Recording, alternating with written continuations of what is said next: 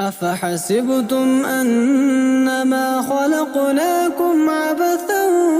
وأنكم إلينا لا ترجعون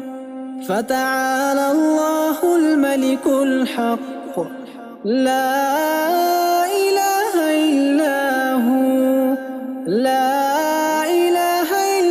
هو رب العرش الكريم ومن يدع مع الله إلها آخر لا برهان له به فإنما حسابه عند ربه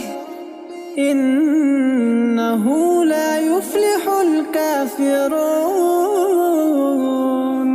وقل رب اغفر وارحم وأنت خير الراحمين